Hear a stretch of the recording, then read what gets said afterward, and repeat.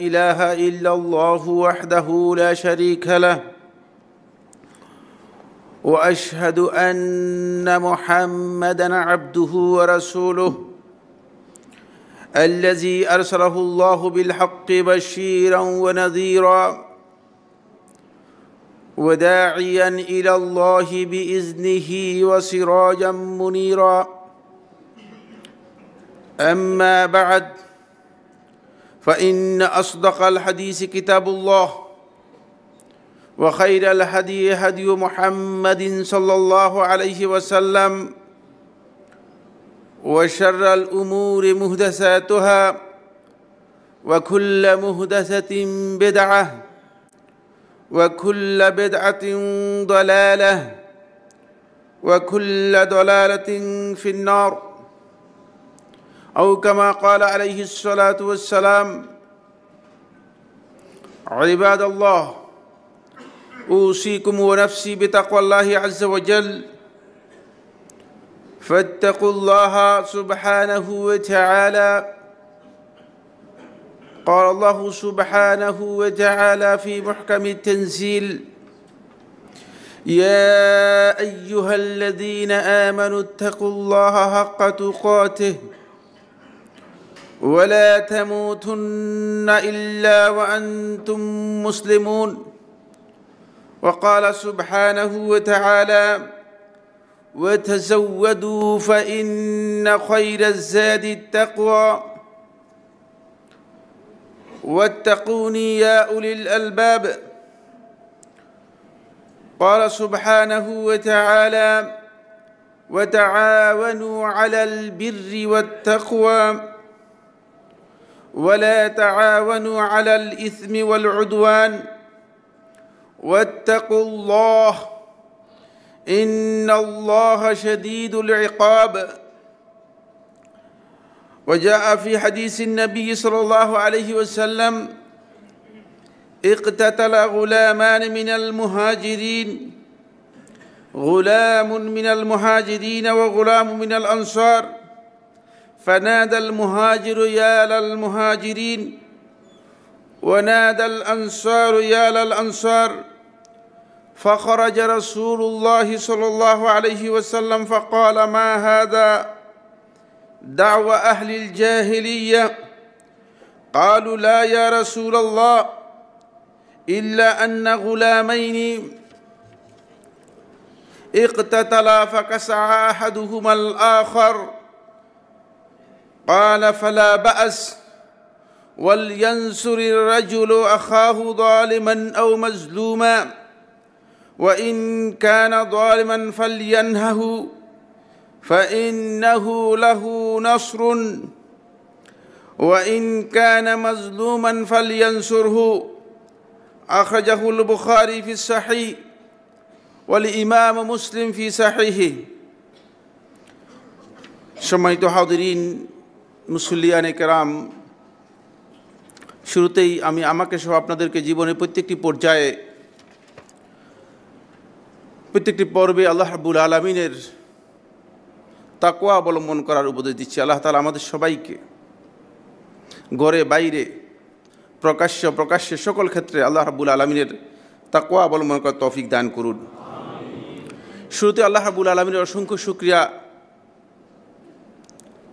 যে মহান সত্তা সুবহান আল হাইয়ুল কাইয়্যুম যিনি চিরঞ্জীব চিরশক্তি ক্ষমতাধর সুবহান আল্লাযী ইউগাইয়ির লা ইয়াতাগায়্যার সেই সত্তার প্রশংসা যিনি পরিবর্তন করেন নিজে পরিবর্তন হন না সেই সত্তার প্রশংসা যিনি আমাদেরকে সত্যিকার দ্বীনের হেদায়েত দান করেছেন সেই সত্তার প্রশংসা এবং পবিত্রতা বর্ণনা করছি যিনি আমাদেরকে সিরাতুল মুস্তাকিম দিয়েছেন। আল্লাহ রাব্বুল আলামিনের আরও প্রশংসা এই জন্য যে আল্লাহ সুবহানাহু ওয়া তাআলা তিলকাল আইয়ামু নুদাউলুহা বাইনান নাস তিনি নিজেই এই জীবনের বিভিন্ন পরিক্রমাকে তিনি নিজেই পরিবর্ধন করেন। এটা তার ক্ষমতার অধীনে, এজন্য মহান সত্তার সকল প্রশংসা। আল্লাহ রাব্বুল আলামিন আমাদের সবাইকে আল্লাহ রাব্বুল আলামিনের প্রশংসা এবং পবিত্রতা জ্ঞাপন করার তৌফিক দান করুন। সম্মানিত হাজিরিন, আমি একটি গুরুত্বপূর্ণ বিষয় নিয়ে আজকের এই সংক্ষিপ্ত খুতবায় আপনাদেরকে কয়েকটি কথা দৃষ্টি আকর্ষণ করব। রাসূলুল্লাহ সাল্লাল্লাহু আলাইহি ওয়াসাল্লামের একটি হাদিসকে সামনে রেখে আমরা আমাদের আজকের এই আলোচ্য বিষয়টি নির্ধারণ করেছি। আল্লাহ নবী সাল্লাল্লাহু আলাইহি ওয়াসাল্লাম একটি হাদিসের মধ্যে ইরশাদ করেছেন, যে হাদিসের পরবর্তীতে বিবরণ আসবে, যে তুমি তোমার ভাই তাকে সাহায্য করো যদিও সে জালেম হয়, তাকে সাহায্য করো যদিও সে মাজলুম হয়। মাজলুম অত্যাচারিত ব্যক্তি তাকে সাহায্য করতে পারবেন, কিন্তু জালেমকে কীভাবে সাহায্য করবেন? সাহাবায়ে কেরাম প্রশ্ন করলেন, হে আল্লাহ রাসূল সাল্লাল্লাহু আলাইহি ওয়াসাল্লাম, মাজলুমকে সাহায্য করার বিষয়টি আমরা বুঝতে পেরেছি, মাজলুমের হক আদায় করে নেব, তাকে সাহায্য করব, বুঝতে পেরেছি, কিন্তু জালেমকে কীভাবে সাহায্য করব? তখন আল্লাহ রাসূল সাল্লাল্লাহু আলাইহি ওয়াসাল্লাম সাহাবায়ে কেরাম থেকে জানিয়ে দিয়েছেন যে জালেমকে সাহায্য করা হচ্ছে জালেমের হাত চেপে জুলুম থেকে তাকে প্রতিহত করতে হবে। সুতরাং জুলুম থেকে বাঁচতে হলে জালেমকে অবশ্যই প্রতিহত করা, জালেমকে সহযোগিতা না করা, জালেমের সহযোগী না হওয়া, এটা ঈমানদার ব্যক্তিদের অন্যতম গুরুত্বপূর্ণ একটি দায়িত্ব। আমরা যারা ঈমানদার রয়েছি আমাদের দায়িত্ব। আজকে এই বিষয় সম্পর্কে কয়েকটি কথা বলবো তাদের, কারণ আমরা জানি যে যেই জালেম যেখানে জুলুম করে থাকে, যার উপর জুলুম করে থাকে মাজলুম ব্যক্তি সব সময় ভঙ্গুর অন্তর নিয়ে, সব সময় একেবারেই ভীতবিহ্বল অবস্থায় থাকে, ভয়ের মধ্যে থাকে, আতঙ্কের মধ্যে থাকে, আশঙ্কার মধ্যে থাকে। কিন্তু মাজলুম তার আল্লাহ রাব্বুল আলামিনের কাছে বলার যে শক্তি, সেই শক্তিটুকু আছে। আর যদি সে আল্লাহর কাছে বলতে নাও পারে, কিন্তু আল্লাহ তাআলা জুলুম সম্পর্কে জানেন। ওমাল্লাহু বিগাফিলিন আম্মা ইয়ামালুয যালিমুন, জালেমরা যা করছে এই সম্পর্কে আল্লাহ রাব্বুল আলামিন বেখবর, উদাসীন নন, সব দেখেন। আমরা যারা জুলুম করে, যারা জুলুমের সাথে যাদের সম্পর্ক রয়েছে, তারা হয়তো মনে করে যে আমি যা করছি এগুলো কেউ দেখছে না। কোনো না কোনো কারণে যদি ছাড় পেয়ে যায়, মনে করে যে মানে আমি বেঁচে গেলাম। না, ব্যাপারটি এমন নয়। ওই মাজলুম এর ব্যাপারে আল্লাহ রাব্বুল আলামিন হাদিসে কুদসির মধ্যে বলে দিয়েছেন, ওয়া ইজ্জতি লাআনসুরান্নাকা ওয়ালাউ বা'দা হিন, আমি আমার ইজ্জতের কসম করে বলছি, আমার আল্লাহ তাআলা বলছেন, লাআনসুরান্নাকা, আমি অবশ্যই তোমাকে সাহায্য করব, ওয়ালাউ বা'দা হিন, যদিও কিছু সময়ের পর। সময় আছে আমার, প্রত্যেকটা সাহায্যের একটা মওঈদ রয়েছে, আমার একটা টাইম রয়েছে, শিডিউল রয়েছে। সেই শিডিউল পর্যন্ত তোমাকে অপেক্ষা করতে দেওয়া হবে, তোমাকে দেখা হবে। ইন্নামা নুমলি লাহুম লিয়াজদাদু ইসমা, কেন এই শিডিউল করেছেন, কেন এই টাইম আল্লাহ রাব্বুল আলামিন দিয়েছেন বা দেন? এর কারণ কি? এর কারণ আল্লাহ তাআলা কোরআনের মধ্যে বলেছেন, লিয়াজদাদু ইসমা, যেন সেই তার এই পাপের এই বোঝা আরও বড় করে কিনা দেখি কতটুকু করতে পারে, এই বোঝা কতটুকু বৃদ্ধি করতে পারে। কারণ তার শাস্তি হয়তো আল্লাহ তাআলা অনেক কঠিন শাস্তি দিবেন। এই জন্য যার বোঝা কম, সে কম সময় পার হয়ে যায়, আর যার বোঝা বেশি হবে সে হয়তো আরও লম্বা সময় নিয়ে পার হবে। আপনারা দেখেছেন পৃথিবীর ইতিহাস থেকে জালিমদের দশা কেমন হয়েছিল। সে ফিরআউন থেকে আরম্ভ করে একেবারেই সর্বশেষ ব্যক্তি পর্যন্ত যারা জুলুম করেছে মানুষের উপর, তাদের পরিণতি কী সেগুলো আপনাদের কাছে খুবই স্পষ্ট বিষয়, আপনারা এগুলো সম্পর্কে জানেন। আল্লাহ সুবহানাহু ওয়া তাআলা কোরআনে কারীমে আমাদেরকে, ঈমানদার ব্যক্তিদেরকে আল্লাহ তাআলা নির্দেশ দিচ্ছেন। এটা আল্লাহর পক্ষ থেকে একটি নির্দেশ। সূরা আল মায়েদার 2 নম্বর আয়াতের মধ্যে আল্লাহ তাআলা বলেন, ওয়া তাআওয়ানু আলাল বিররি ওয়াত তাকওয়া, তোমরা যদি ঈমানের এই দাবি তোমাদের সঠিক হয়ে থাকে তাহলে তোমরা পরস্পরকে সহযোগিতা করবে তাকওয়া এবং পুণ্যের ভিত্তিতে। ভালো কাজ এবং তাকওয়ার উপর সহযোগিতা করবে। ভালো কাজ নয় এই কাজে সহযোগিতা করতে পারবে না। ভালো কাজের ক্ষেত্রে সহযোগিতা করার জন্য আল্লাহ তাআলা আমাদেরকে নির্দেশ দিয়েছেন, ওয়ালা তাআওয়ানু আলাল ইসমি ওয়াল উদওয়ান, পাপের কাজে, সীমা লঙ্ঘনের কাজে তোমরা পরস্পর একে অপরকে সহযোগিতা করবে না। আমরা ইমানদার ব্যক্তিরা আল্লাহ তাআলার ইনস্ট্রাকশন, আল্লাহ রাব্বুল আলামিনের এই নির্দেশনাকে অনেকেই ভুলে গিয়েছি, অনেকেই বুঝতে পারেনি। দেখা যায় যে আমরা মসজিদেও আসি, মসজিদের মুতাওয়াল্লি, মসজিদের খাদেম, মসজিদের সভাপতি, সেক্রেটারি, আবার তিনি জালেমের জুলুমের সহযোগী। আমাদের অবস্থার পরিবর্তন করতে হবে। প্রত্যেককে নিজের অবস্থার পরিবর্তন করতে হবে। পরিশুদ্ধির জন্য প্রথমে নিজের পরিশুদ্ধি প্রয়োজন। সংস্কারের জন্য প্রথমে নিজের সংস্কারের প্রয়োজন। যে নিজেকে সংস্কার করতে পারেনি, নিজেকে পরিবর্তন করতে পারেনি, সে অন্যকে কিভাবে সংস্কার করবে? অন্যকে সংস্কার করতে পারবে না। এই জন্য আমার বন্ধুগণ, আমরা যেখানে আছি, আপনারা জানেন যে আল্লাহ সুবহানাহু ওয়া তাআলা সব কিছু দেখেন, সব কিছু জানেন। আল্লাহ রাব্বুল আলামিনের ক্ষমতা রয়েছে, তিনি পরিবর্তন করবেনই, এটা অবধারিত হবেই। কিন্তু আমি আমার অবস্থান কি সেখানে? আমি আসলে নিজেকে পরিবর্তন করতে পেরেছি কিনা? আমরা যারা আগে ভুল করেছি, আমাদের মধ্যে যে ভুল ছিল, জালেমের সাথে আমাদের যদি সম্পর্ক থাকে, জুলম থেকে ফিরে আসতে হবে। আমি নিজেকে সংশোধন করতে হবে।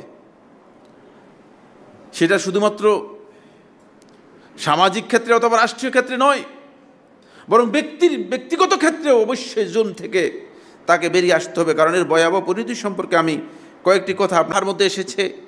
29 থেকে 34 নম্বর আয়াতের মধ্যে মূসা আলাইহিস সালাতু ওয়াস সালাম নবুয়তের দাওয়াতি কাজে তার ভাইয়ের সহযোগিতা চেয়েছেন। আল্লাহ তাআলা এই সহযোগিতার জন্য তার ভাই হারুনকে নবী হিসেবে আল্লাহ তাআলা প্রেরণ করেছেন। সহযোগিতার মর্যাদা, ভালো কাজের সহযোগিতার মর্যাদা এত বেশি। রাসূলুল্লাহ সাল্লাল্লাহু আলাইহি ওয়াসাল্লাম যখন দাওয়াতের কাজ শুরু করেছেন,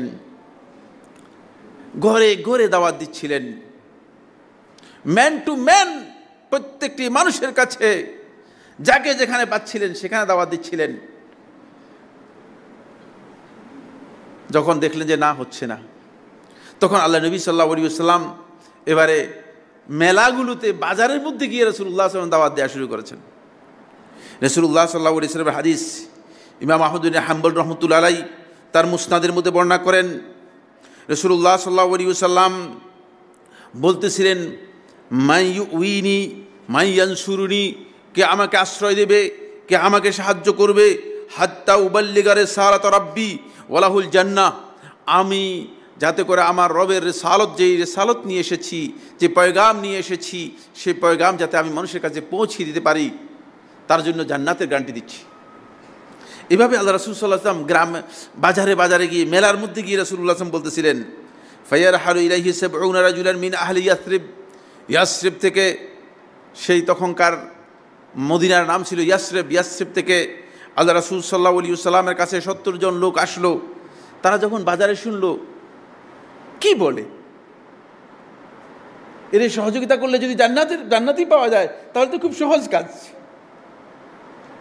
তখন তারা আল্লাহ রাসূল সাল্লাল্লাহু আলাইহি ওয়াসাল্লামের হাতে বাইআত গ্রহণ করলেন এবং আল্লাহ রাসূল সাল্লাল্লাহু আলাইহি ওয়াসাল্লামের সাহায্য করার স্বীকৃতি দিলেন। কিয়ামত পর্যন্ত আল্লাহ রাব্বুল আলামিন কোরআনে কারীমের মধ্যে তাদের প্রশংসা করেছেন। কিয়ামত পর্যন্ত বিশ্ববাসীর কাছে তারা আনসার হিসেবে তাদের পরিচিতি লাভ করেছে। সুবহানাল্লাহ। দেখছেন, ভালো কাজে সহযোগিতা করবেন, ভালো কাজের সহযোগী হওয়ার জন্য চেষ্টা করবেন, জুলমের কাজে নয়, অন্যায়ের কাজে নয়। আজকে ইমানদার ব্যক্তিরা ইমানের চেতনা থেকে দূরে সরে যাওয়ার কারণে, ইমানের মূল চেতনা থেকে সরে যাওয়ার কারণে তাদের অবস্থা হচ্ছে এই, তারা যেখানে সহযোগিতা করা দরকার সেখানে সহযোগিতা না করে, সেখানে সাহায্য না করে, যেখানে সাহায্য করার দরকার নেই সেখানে গিয়ে সাহায্য করে, অন্যায়ের কাজে সাহায্য করার চেষ্টা করে। যারা জুলম করছে, জালেম যারা রয়েছে, তারা যদি আপনার আমার সহযোগিতা না পেত তাহলে জুলম করা সম্ভব ছিল কিনা আপনারা কি মনে করেন? নিশ্চয়ই একদল লোক সহযোগিতা করেছে, নিশ্চয়ই তাদেরকে সাপোর্ট করেছে। ফলে এই কারণেই মূলত জুলম থেকে মানুষদেরকে বাঁচাতে হলে অবশ্যই ইমানদার ব্যক্তিদের দায়িত্ব হচ্ছে নিজেরা জুলম থেকে নিজেকেও বাঁচাবে এবং অন্যকেও জুলম থেকে রক্ষা করার জন্য চেষ্টা করবে। এর আরেকটি গুরুত্বপূর্ণ নতিজা, রেজাল্ট হচ্ছে, যেটা আপনি নগদ পেয়ে যাবেন, সেটা হচ্ছে এই, রাসূলুল্লাহ সাল্লাল্লাহু আলাইহি ওয়াসাল্লাম সহিহ মুসলিমের হাদিসের মধ্যে ইরশাদ করেন, ওয়াল্লাহু ফি আউনিল আবদি মা কানাল আবদু ফি আউনি আখিহি, যতক্ষণ পর্যন্ত কোনো বান্দা তার ভাইয়ের সহযোগিতা, ভালো কাজের সহযোগিতা করার জন্য থাকবে, ততক্ষণ পর্যন্ত আল্লাহ রাব্বুল আলামিন তার সহযোগিতায় থাকবেন। সুবহানাল্লাহ। এটা আল্লাহর পক্ষ থেকে একটা বড়, অনেক বড় একটি আমাদের জন্য মানে প্রতিদান, পুরস্কার, যে পুরস্কার আল্লাহ সুবহানাহু ওয়া তাআলা ঘোষণা করেছেন। কিন্তু এর জন্য শর্ত হচ্ছে আপনি সাহায্য করতে হবে আলাল বিররি ওয়াত তাকওয়া, ভালো কাজের উপর, তাকওয়ার ভিত্তিতে হতে হবে, অন্যায় জুলমের উপর নয়। জুলমের উপর যদি আপনি সাহায্য করেন তাহলে আপনি নিজেও ক্ষতিগ্রস্ত হলেন এবং আপনি যাকে সহযোগিতা করেছেন তাকেও ক্ষতির দিকে ঠেলে দিলেন। কারণ জালিমকে সহযোগিতা করা তাকে মূলত ধ্বংসের দিকে ঠেলে দেয়া।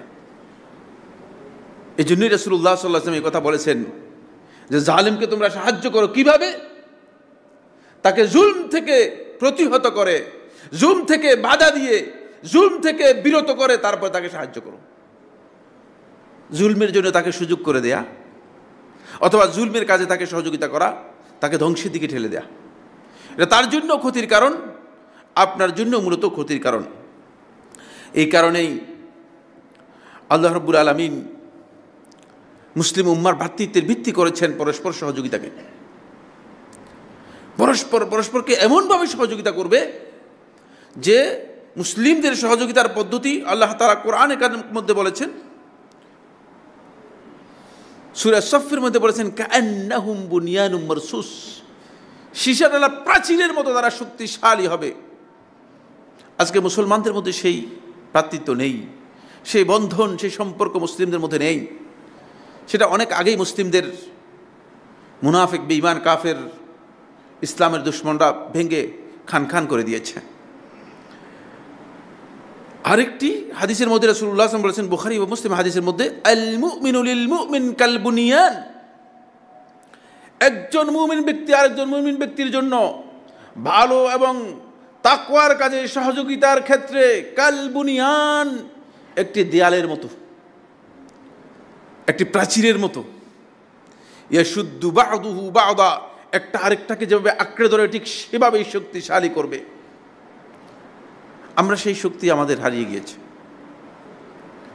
সেই শক্তি হারিয়ে যাওয়ার অন্যতম কারণ হচ্ছে আমাদের চিন্তা চেতনায় প্রচুর বিকৃতি রয়েছে, আমাদের আকীদার মধ্যে প্রচুর বিকৃতি তৈরি করেছে।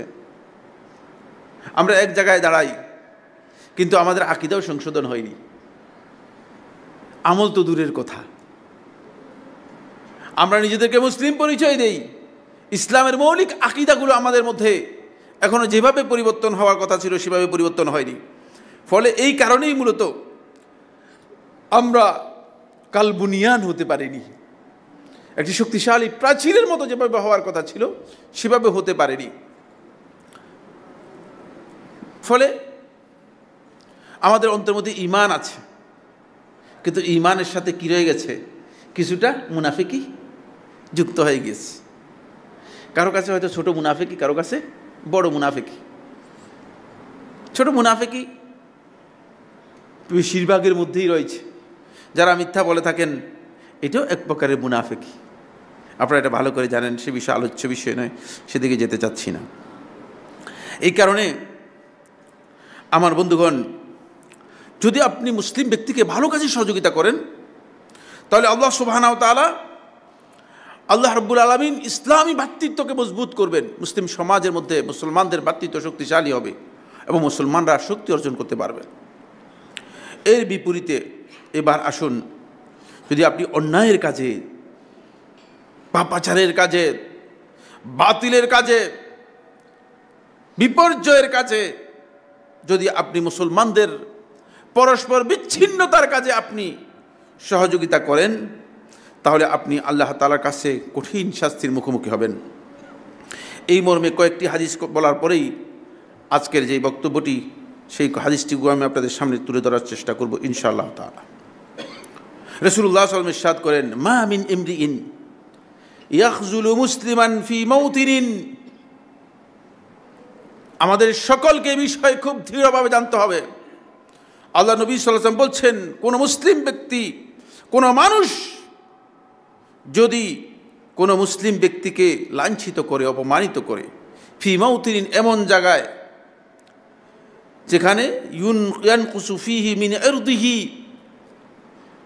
যেখানে তার সম্মানহানি করা হয়েছে, ওয়া ইউনতাহাকু ফীহি মিন হুরমাতিহি, তার যে মর্যাদা আছে এই মর্যাদাকে লুণ্ঠিত করা হয়েছে, ইল্লা খাজারাহুল্লাহু, আল্লাহ তাআলা তাকে লাঞ্ছিত করবেন, ফি মাউতিনিন, এমন জায়গায়, ইউহিব্বু ফীহি নুসরাতাহু, যেখানে সে চাইতো যে আল্লাহ আমাকে সাহায্য করুক, সেখানে আল্লাহ তাআলা সাহায্য করবেন না। আপনি যদি কোনো মুসলিম ব্যক্তিকে অন্যায়ভাবে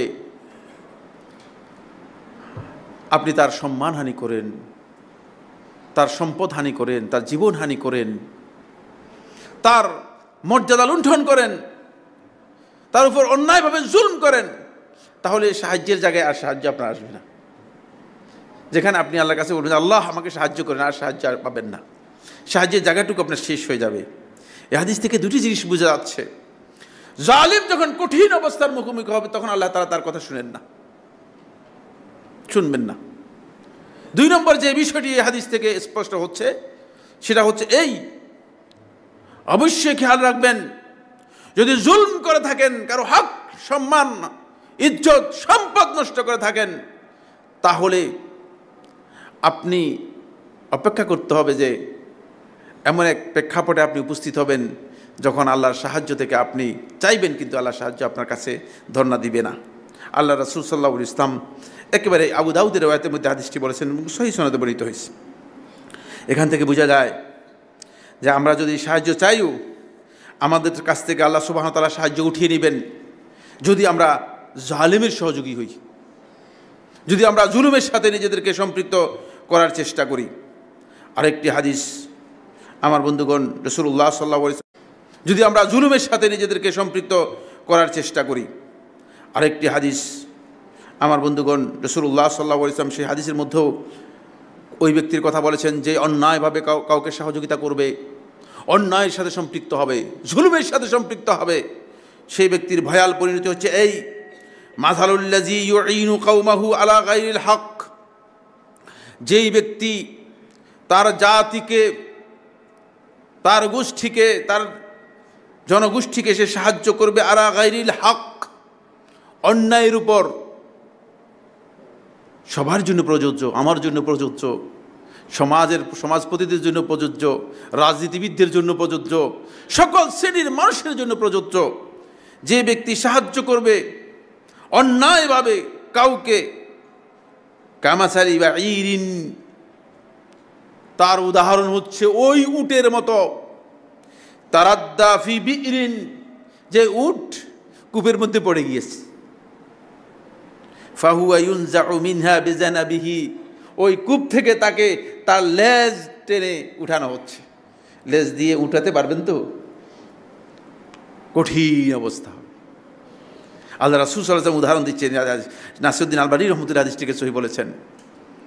সুতরাং জুলুমের ক্ষেত্রে সহযোগিতা করলে, অন্যায়ের উপরে যারা সহযোগিতা করবে তাদের পরিণতি হচ্ছে সেই উটের মতো, যেই উট কোনো গভীর কূপের মধ্যে অথবা কোনো গভীর গর্তের মধ্যে পড়ে গিয়েছে, তাকে ঠিক যেভাবে টেনে উঠাচ্ছে লেজ দিয়ে,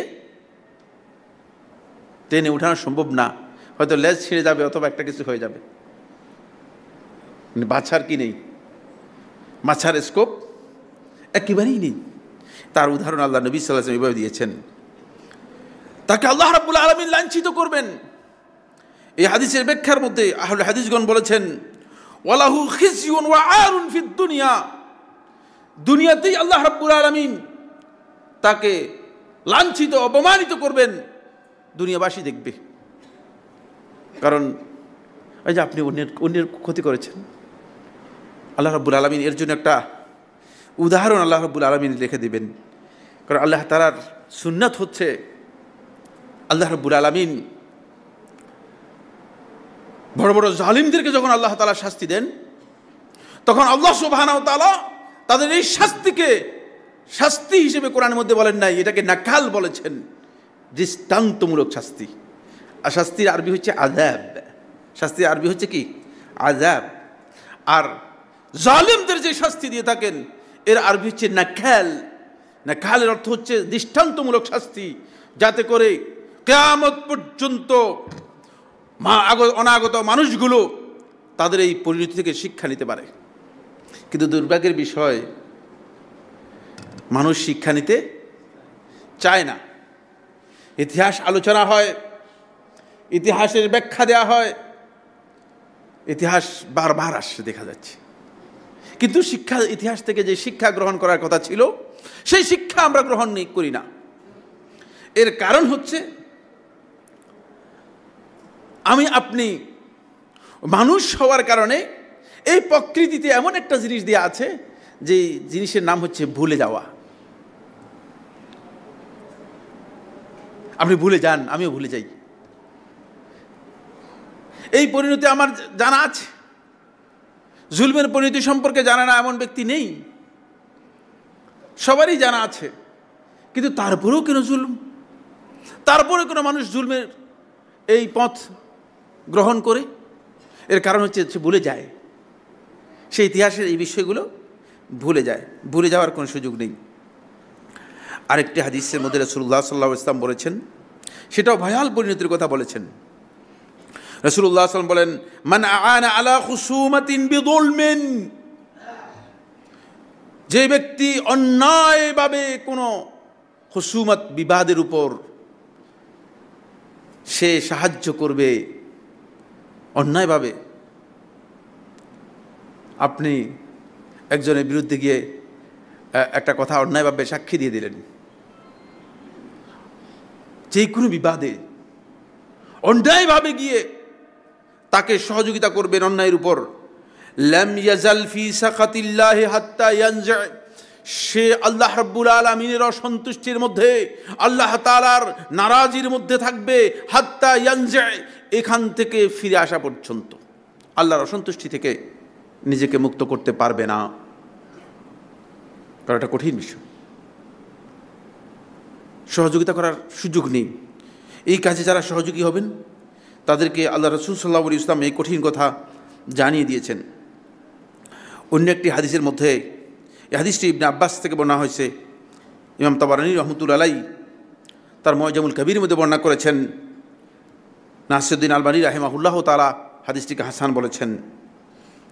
আব্দুল্লাহ ইবনে আব্বাস রাদিয়াল্লাহু তাআলা বর্ণনা করেন, তিনি বলেন, রাসূলুল্লাহ সাল্লাল্লাহু আলাইহি ওয়াসাল্লাম ইরশাদ করেছেন, মান আ'আনা যালিমান বিবাতিলিন, যে বাতিলের মাধ্যমে, অন্যায়ের মাধ্যমে, অবৈধ কাজের মাধ্যমে, জুলুমের মাধ্যমে জালেম ব্যক্তিকে সহযোগিতা করবে, লিয়ুদহিদা বিবাতিলিহি হাক্কান, যাতে করে ওই বাতিল দিয়ে সে হককে, সত্যকে নষ্ট করতে পারে, ধ্বংস করতে পারে, সত্যকে দাবিয়ে রাখতে পারে।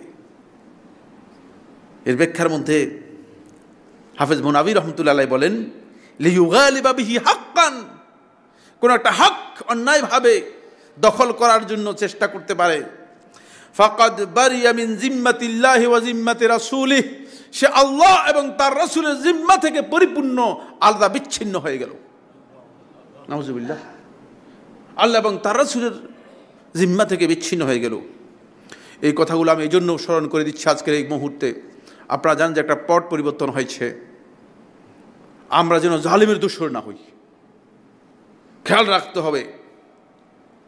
জুলুম শুধুমাত্র পক্ষপাতিত্বের নাম নয়, খেয়াল রাখতে হবে, জুলুম যে কাজটি অন্যায়, সঠিক নয়, সেটাই জুলুম।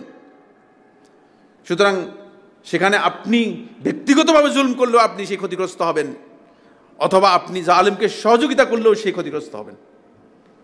এজন্য এখানে যিনি জালেমকে সহযোগিতা করবে তার ভয়াবহ পরিণতি আলোচনা করা হচ্ছে। সুতরাং যে জুলুম করবে তার পরিণতি কি এর চেয়ে ছোট হবে না বড় হবে? অবশ্যই এর চেয়ে বড় হবে, সেটা আমাদেরকে বুঝতে হবে। ফলে আল্লাহ রাসূল সাল্লাল্লাহু আলাইহি ওয়াসাল্লাম, আমার বন্ধুগণ, আল্লাহ নবী সাল্লাল্লাহু আলাইহি ওয়াসাল্লাম এই হাদিসের মধ্যে ইরশাদ করেছেন, যে হাদিসটি আমি আপনাদের সামনে অল্প আগে পড়ে শোনালাম।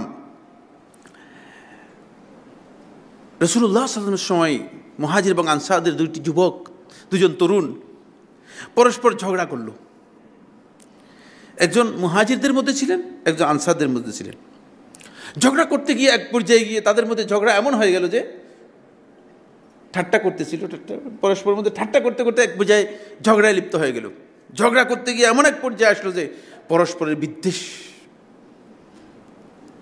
জুলমের উৎস কিন্তু খুব ক্ষুদ্র হয়, অনেক বড় কিছু হয় না। এই হাদিস, এই বিষয়গুলো অনেক লম্বা আলোচনা রয়েছে, সময় হয়তো সাপোর্ট করবে না। আরও গুরুত্বপূর্ণ কয়েকটি কথা বলবো। তখন মুহাজির যে ব্যক্তি ছিল, মুহাজিরদের তরুণ যে ছিল, তখন সে বলল যে ইয়া আল মুহাজিরিন, হে মুহাজিররা, কোথায় তোমরা? আসো আসো, আমরা এক হয়ে যাই। আমাদের উপর মানে আমাদেরকে এরকম বলতেছে। ওয়ানাদাল আনসারি, আর আনসারি ব্যক্তি যে ছিল সে বলল ইয়া আল আনসার, হে আনসারিরা, তোমরা কোথায়? সাহায্যের জন্য আসো। মানে কি দাঁড়ালো? সংঘাতের দিকে ডাকছে। একদল বলতেছে আনসারিরা কোথায়? আসো। আরেক দল বলছে মুহাজিররা কোথায়? আসো। সংঘাতের দিকে ডাকছে। ভয়ঙ্কর কথা। যখন পরিস্থিতি এমন হইচই, এমন একটি দৃশ্য বা পরিস্থিতি তৈরি হলো, রাসূলুল্লাহ সাল্লাল্লাহু আলাইহি ওয়াসাল্লাম বেরিয়ে আসলেন।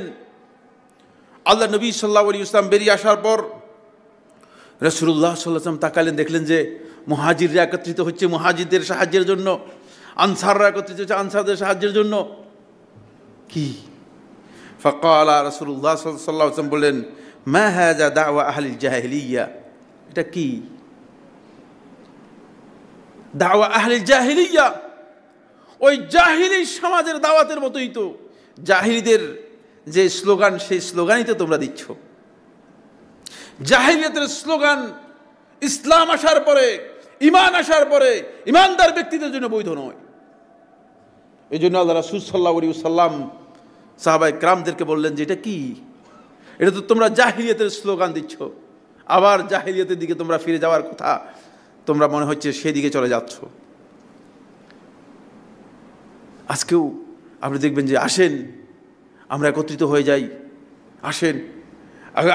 আগে আপনাকে জানতে হবে, হক এবং বাতিল না জেনে কোনোদিন কোনো কাজে সহযোগিতা করা জায়েজ নেই। এই বিষয়গুলো জ্ঞান নিতে হবে, এবং হক এবং বাতিলের এই জ্ঞান অবশ্যই নিয়ে মুসলমানদেরকে অগ্রসর হতে হবে।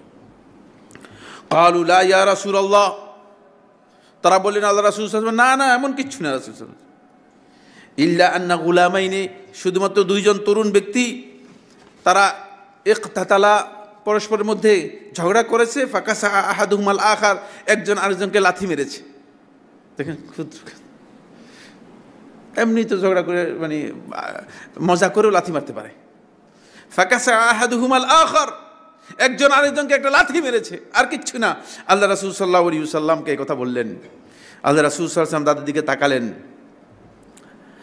রাসূলুল্লাহ সাল্লাল্লাহু আলাইহি ওয়াসাল্লাম বললেন, ফালা বাস, আর কিছুই না, থেমে যাও, এতটুকুর মধ্যে থেমে যাও। ওয়ালিয়ানসুরির রাজুলু আখাহু, তোমাদের মধ্যে প্রত্যেকটা ব্যক্তি যেন তার ভাইকে সহযোগিতা করে। যালিমান, সে যদি জালেম হয় তাকে যেন সহযোগিতা করে। আও মাজলুমান, অথবা মাজলুম অত্যাচারিত হয় তাকে সহযোগিতা করে। তখন রাসূলুল্লাহ সাল্লাল্লাহু আলাইহি ওয়াসাল্লাম যখন এই কথা বললেন, সাহাবায়ে কেরাম বললেন, কিভাবে আমরা এই সহযোগিতা করব? বলেন, ইন কানা যালিমান, যদি সে জালিম হয়, তাহলে ফালিয়ানহাহু, তাকে জুলুম থেকে বিরত রাখতে হবে। বন্ধুগণ, জুলুম থেকে বিরত রাখতে হবে। আজকে সবচেয়ে বড় অভাব মুসলমানদের মধ্যে যেটি, সেটা হচ্ছে এই, আমাদের চোখের সামনে আমরা জুলুম দেখে যাই। অনেকে আছে যে তিনি মনে করেন ভদ্রলোক, মানে ভদ্রতার জন্য তিনি বলেন না। অনেকে আছেন তিনি মনে করেন যে বললে যদি মানে আমার কোনো সমস্যা হয়ে যায়, বলেন না। অনেকে আছে তিনি মনে করেন যে মানে আমি যদি তাকে কিছু বলি সে হয়তো আমাকে কিছু বলতে পারে। সবাই এভাবে যদি আমরা এড়িয়ে যাই, সবাই আমরা যদি এভাবে জুলুম থেকে, জালেমের জুলুম থেকে যদি পাশ কেটে যাই, তাহলে জুলুম কি, জুলুম থেকে বাঁচার কোনো উপায় থাকবে না। জুলুম হচ্ছে মহামারীর মতো। যখন কোথাও জুলুম দেখা দেয় তখন মহামারীর মতো এটা কি হতে পারে, চতুর্দিকে স্প্রেড হয়ে যেতে পারে, চতুর্দিকে আবার বিস্তার লাভ করতে পারে। এই জন্য সেখানে আপনাকে অবশ্যই সতর্ক হতে হবে, চেষ্টা করতে হবে, জালেমকে বাধা দিতে হবে, জালেমের পথ রুদ্ধ করতে হবে। জালেমকে সহযোগিতা করা যাবে না, জালেমের সাথে নিজের সম্পর্ক রাখা যাবে না। তাহলে আপনি সত্যিকার জালেমকে সহযোগিতা করলেন, তাহলে সে জুলুমের রাস্তা থেকে নিজে ফিরে আসবে। যখন রাস্তায় যদি সহযোগী পেয়ে যান, যেমন আপনার জীবনে কোনো দিন চুরি করার নেই, কিন্তু এমন একজন লোক পেয়ে গেছেন বন্ধু যে চুরি করে, তাহলে আপনি দেখবেন যে কয়েকদিন পরে আপনি নিজে চুরি করছেন। রাস্তায় যদি আপনি সহযোগী পেয়ে যান, তাহলে দেখবেন যে আপনার অবস্থা খারাপ হয়ে গেছে। সহযোগী পাওয়ার কারণেই মূলত এই জুলম ব্যাপকতা লাভ করে। এরপরে আল্লাহ রাসূল সাল্লাল্লাহু আলাইহি ওয়াসাল্লাম বলছে, এটাই হচ্ছে তাকে সাহায্য করা। তোমরা জালেমকে সহযোগিতা করবে এভাবে, আর মাজলুমকে সহযোগিতা করবে, মাজলুমের হক আদায় করে দেবে। যে অত্যাচারিত হয়েছে তার কাছ থেকে, অত্যাচারীর কাছ থেকে তার হকটুকু আদায় করে তাকে বুঝিয়ে দেওয়ার জন্য চেষ্টা করবে। তাহলে তোমরা সত্যিকার এ দায়িত্ব পালন করলে। এই আলোকে আমার বন্ধুগণ, আমি আজকের এই আলোচনায় আপনাদের মাধ্যমে গোটা এই যে একটা অবস্থা, আমরা অল্প কিছুদিন আগে, বেশি দিন হয়নি, 4-5 দিন আগে দেখেছি যে দৃশ্য, সেটি আসলে মানে সবার ইতিহাসেই মনে হয় যেন আমার ইতিহাসে নতুন দৃশ্য, অনেকের ইতিহাসেই নতুন দৃশ্য।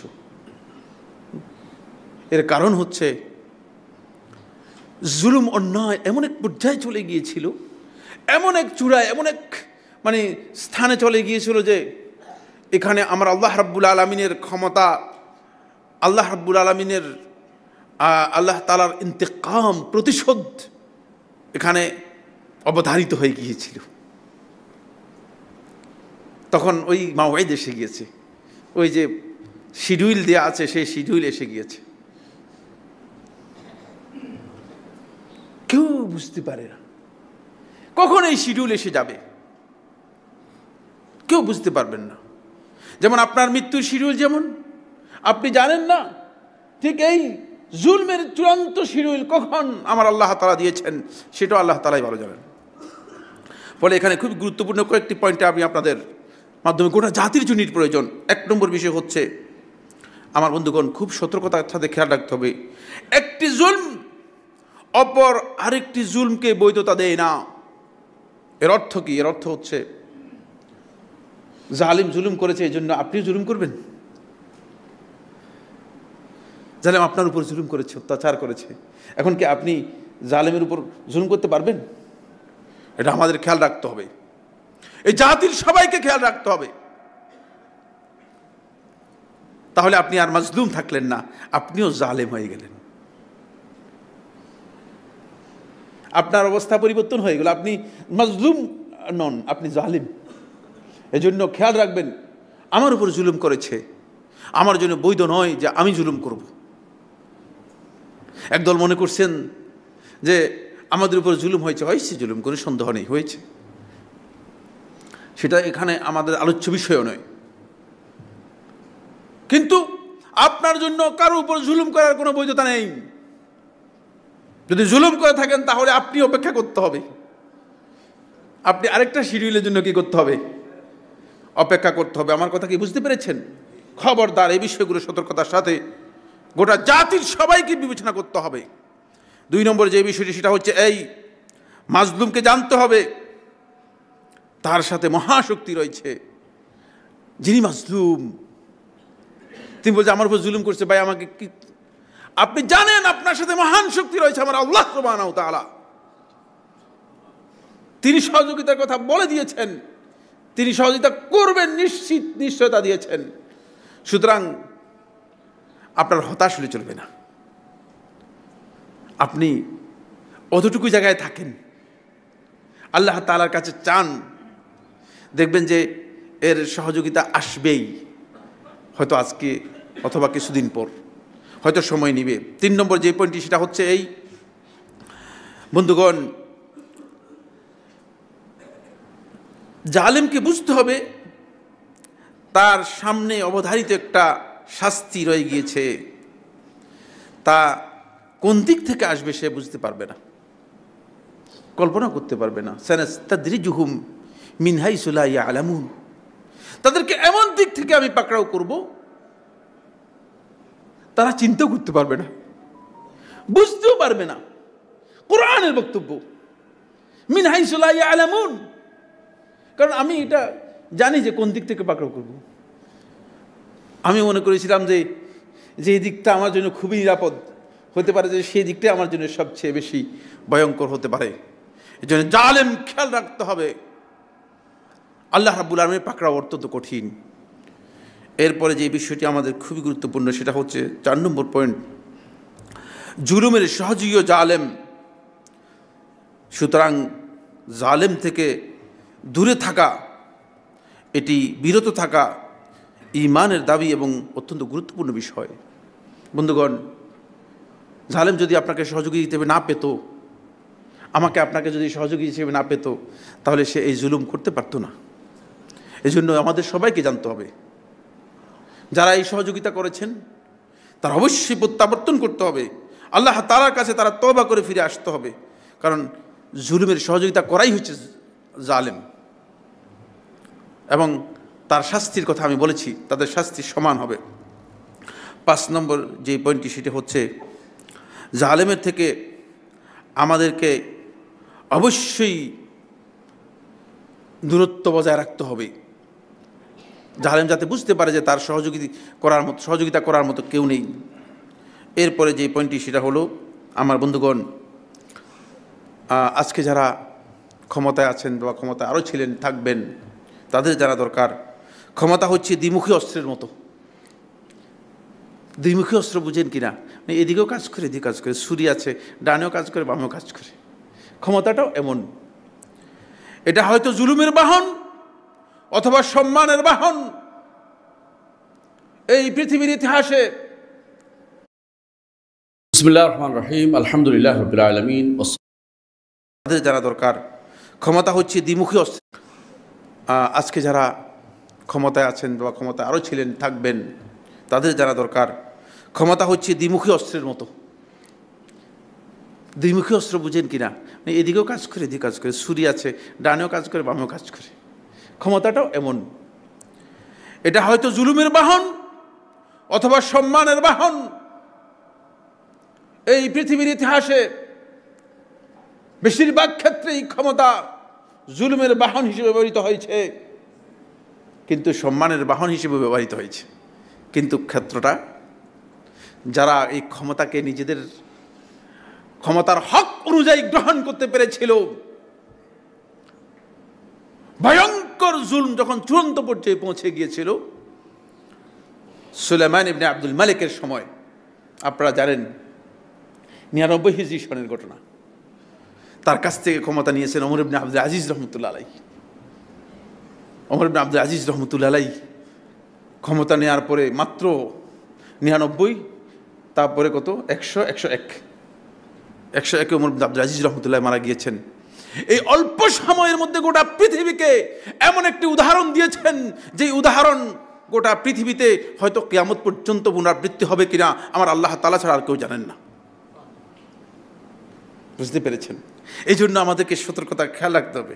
আপনি কোন বাহন হচ্ছেন? যারা আজকে ক্ষমতা নিয়েছেন তাদেরকে খেয়াল রাখতে হবে। যদি আপনি ক্ষমতায় উঠে এই বাহনে যদি উল্টাপাল্টা করেন, তাহলে জুলুমের বাহন হয়ে গেলেন। শেষও আপনি জালেম হিসেবে চিহ্নিত হয়ে যেতে পারেন। এজন্য ক্ষমতার যে হক রয়েছে সেই হক অনুযায়ী যারা গ্রহণ করতে পারবে তারাই কেবলমাত্র ক্ষমতাকে কি করতে পারবে, ব্যবহার করতে পারবে ইনসাফের বাহন হিসেবে, সম্মানের বাহন হিসেবে। ফলে তাদের মর্যাদাও পৃথিবীবাসীর কাছে অনেক অনেক অনেক অনেক। আর যারা জুলম করেছে পৃথিবীর ইতিহাসে তাদের কথা জালেম হিসেবে উচ্চারণ করা হয়। কেউ তাদের কত ভালো কাজ ছিল, ভালো কাজ কতই ছিল, অনেক ছিল, কিন্তু একটা ভালো কাজ পৃথিবীর মানুষ তাদের উল্লেখ না করে তাদেরকে জালেম হিসেবে উল্লেখ করছে। এর কারণ হচ্ছে তারা ক্ষমতাকে নিজেদের অপব্যবহার করার কারণে। এরপরে যে পয়েন্টটি সেটি হচ্ছে এই, বন্ধুগণ, জালেমদের থেকে আমাদেরকে সকলকে শিক্ষা নিতে হবে, বিশেষ করে যারা আজকে ক্ষমতা নিচ্ছেন তাদেরও শিক্ষা নিতে হবে। কারণ এই পরিণতি এমনিতেই হয়নি। এখানে আমার আল্লাহ রাব্বুল আলামিনের ক্ষমতা রয়েছে। কুলিল্লাহুম্মা মালিকাল মুলক তুতিল মুলকা মান তাশা ওয়া তানজিউল মুলকা মিম্মান তাশা। তিনি যাকে ইচ্ছা করেন মর্যাদা দেন, সম্মান দেন, রাজত্ব দেন। তিনি যাকে ইচ্ছা করেন তার কাছ থেকে সম্মান, মর্যাদা, রাজত্ব ছিনিয়ে নেন। সুতরাং আপনি খেয়াল রাখতে হবে, এই বিষয়টি আপনাকে অবশ্যই জানতে হবে। এরপরে 8 নম্বর যে পয়েন্টটি বলবো সেটা হচ্ছে এই, বন্ধুগণ, জুলুমের যদি বিচার না হয় তাহলে সেই সমাজে জাস্টিস প্রতিষ্ঠা হয় না, জুলুম সেখান থেকে বিতাড়িত হয় না। অবশ্যই খেয়াল রাখতে হবে। এই জন্য যারা দায়িত্ব নিচ্ছেন অথবা নেবেন, যারা কাজ করছেন, সকল ক্ষেত্রেই প্রত্যেকের জন্য করণীয় হচ্ছে জুলুমের বিচার হতে হবে। যে অন্যায় হয়েছে সে অন্যায়ের বিচার হতে হবে। কারণ অন্যায়কারী জালেমকে আপনি পাস করে দিবেন, জালেমের সহযোগী হয়ে গেলেন। এজন্য জুলুমের বিচার হওয়ার জন্য অবশ্যই আমাদেরকে সেই বিষয়ে এগোতে হবে এবং চেষ্টা করতে হবে। বন্ধুগণ, আমি আমার এই আলোচনার মধ্যে এর সাথে 3টি বিষয় যুক্ত করতে চাই, বা একটা গুরুত্বপূর্ণ বিষয়। 1 নম্বর বিষয় হচ্ছে, বন্ধুগণ, আলেমদের জন্য আমাদের খুবই গুরুত্বপূর্ণ কয়েকটি নসিহত রয়েছে। প্রথম যে নসিহতটি আজকের ব্যাখ্যা করব না, সুযোগ নেই, সময় নেই। কাউকে আঘাত করার আগে অবশ্যই নিজের দিকে তাকাবেন। আগে নিজের দিকে তাকান। আপনি কারো ইজ্জত, সম্মান, সম্পদ, জীবন, নীতি নৈতিকতার উপর আঘাত দেওয়ার আগেই আপনি নিজের দিকটাকে খেয়াল করেন। অনেকে আছেন আমাদের আলেমরা, দেখা যায় আঘাত করে হুট করে একজনের বিষয়ে কথা বলে দিচ্ছেন। একটু সতর্কতা অবলম্বন করবেন। যাকে আঘাত করবেন হতে পারে যে সে আঘাত আপনারও আঘাতের কারণ হয়ে যেতে পারে। এজন্য আমাদেরকে সতর্কতা অবলম্বন করতে হবে। 2 নম্বর যে বিষয়টা আমি বলবো সেটা হচ্ছে, বন্ধুগণ, কোনোভাবেই মসজিদের এই মিম্বরকে দলীয়তা এবং দলীয় এজেন্ডা কিংবা রাজনৈতিক মঞ্চে পরিণত করবেন না। এ বিষয়ে আমি বহুবার বক্তব্য দিয়েছি, আজকে শুধু এতটুকু কথা বললাম। মসজিদের মিম্বর থেকে ওলামায়ে কেরাম এমন কিছু বক্তব্য দিয়ে থাকেন, এই মসজিদ অত্যন্ত পবিত্র জায়গা। এই মিম্বরে মুহাম্মদ সাল্লাল্লাহু আলাইহি ওয়াসাল্লাম খুতবা দিয়েছেন। মুহাম্মদ সাল্লাল্লাহু আলাইহি ওয়াসাল্লামের খুতবাগুলো দেখেন, তাহলে জ্ঞান নিতে পারবেন। কিন্তু আমাদের খতিবদেরকে দেখা যায় এখানে এমন বক্তব্য দেন যে বক্তব্য এই জায়গায় চলে না। এখানে হাজার রকমের চিন্তাধারার মানুষ রয়েছে, বিভিন্ন মতাদর্শের মানুষ রয়েছে। সুতরাং এখানে এমন কথা বলবেন যে কথা মানুষকে আল্লাহমুখী করবে, যে কথা মানুষকে আখিরাতমুখী করবে, যে কথা মানুষকে নীতি নৈতিকতা শিক্ষা দেবে, যে কথা মানুষকে ইনসাফ এবং জাস্টিস প্রতিষ্ঠা করার জন্য উদ্বুদ্ধ, অনুপ্রাণিত করবে। এরপরে যে পয়েন্টটি, 3 নম্বর যে পয়েন্টটি বলে শেষ করব সেটা হচ্ছে, বন্ধুগণ, আলেমদেরকে বলবো অবশ্যই কোনো বক্তব্য কোনো দল গোষ্ঠীর বায়াসড হয়ে কোনো বক্তব্য দেবেন না।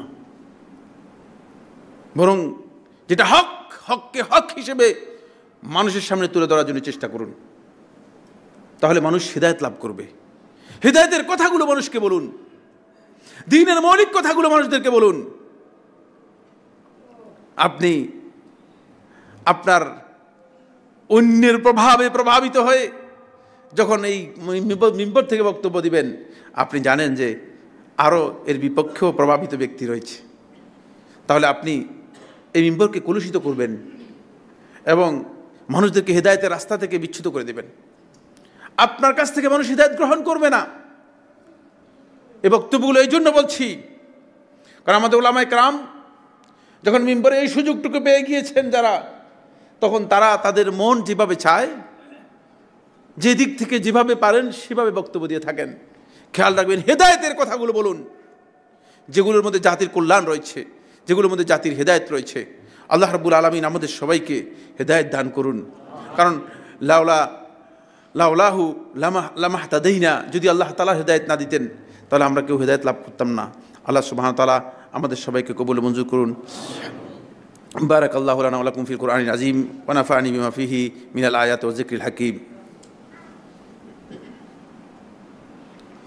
আলহামদুলিল্লাহ আলহামদুলিল্লাহ আলা ইহসানিহি ওয়া শুকরু লাহু আলা তাওফীকিহি ওয়া ইমতিনানিহি ওয়া আশহাদু আল্লা ইলাহা ইল্লাল্লাহ ওয়াহদাহু লা শারীকা লাহু তা'যীমান লিশানিহি ওয়া আশহাদু আন্না মুহাম্মাদান আবদুল্লাহি ওয়া রাসূলুহু আদ-দাঈ ইলা রিদওয়ানিহি ওয়া আলা আলিহি ওয়া আসহাবিহি ওয়া ইখওয়ানিহি ইবাদাল্লাহ রাহিমাকুমুল্লাহ।